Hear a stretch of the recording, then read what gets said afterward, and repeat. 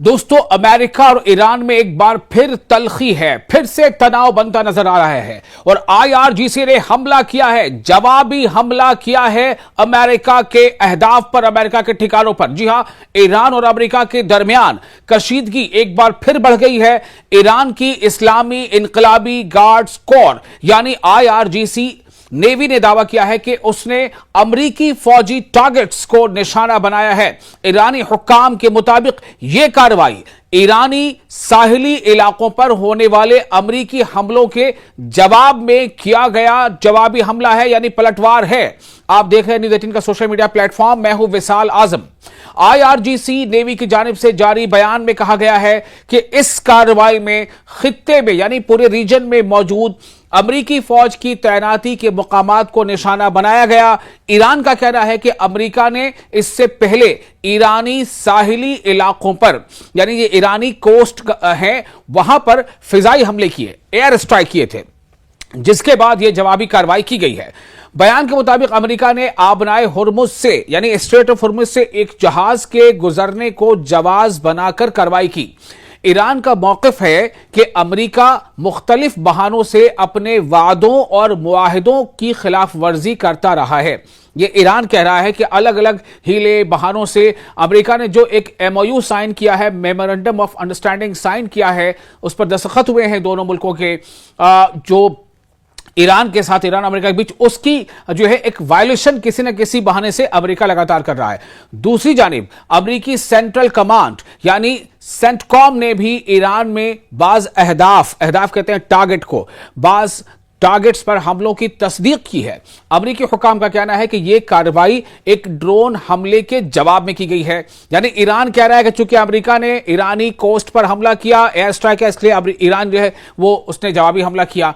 America का कहना है कि हमने हमला बेशक किया, लेकिन हमने कुछ ड्रोन हमले की जवाबी हमला किया, जिसमें उनके मुताबिक सिंगापुर के परचम बरदार माल बरदार जहाज MV एवर लोली को निशाना बनाया गया था, जैसा अमेरिका का कहना है, सेंटकॉम का कहना है।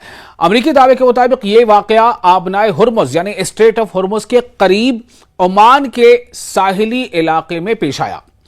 तहम ईरान ने हमेशा की तरह इन इल्जामात को मुस्तरद कर दिया है। ईरानी हुकाम का कहना है कि वो गैर फौजी अहदाफ को निशाना बनाने की पॉलिसी नहीं रखते।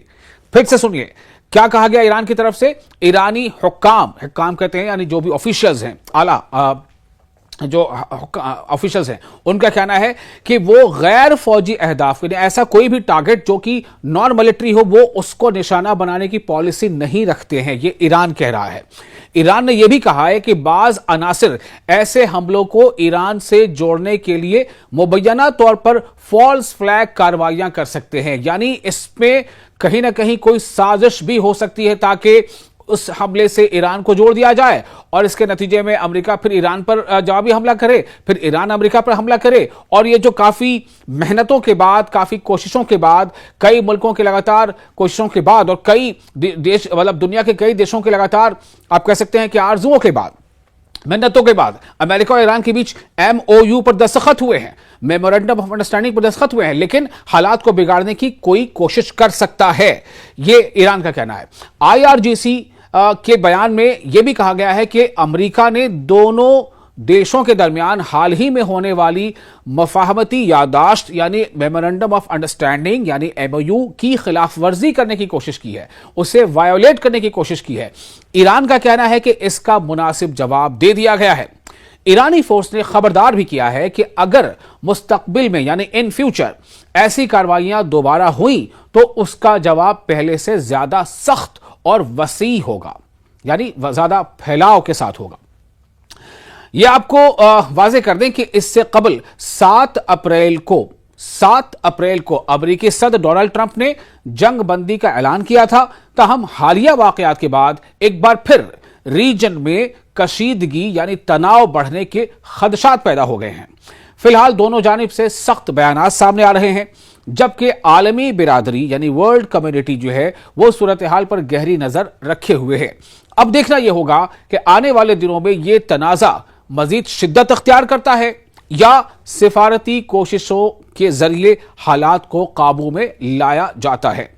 फिलहाल इतना ही, लेकिन हां, हालात जैसे जैसे बदलेंगे वैसे वैसे आपको हम कोशिश करेंगे कि आपको अपडेट रखें, आपको ताज़ा जानकारी पहुंचाएं। आपको ये वीडियो कैसा लगा, आप इस बारे में अपने तासुरात हमें कमेंट बॉक्स में लिखकर शेयर कर सकते हैं।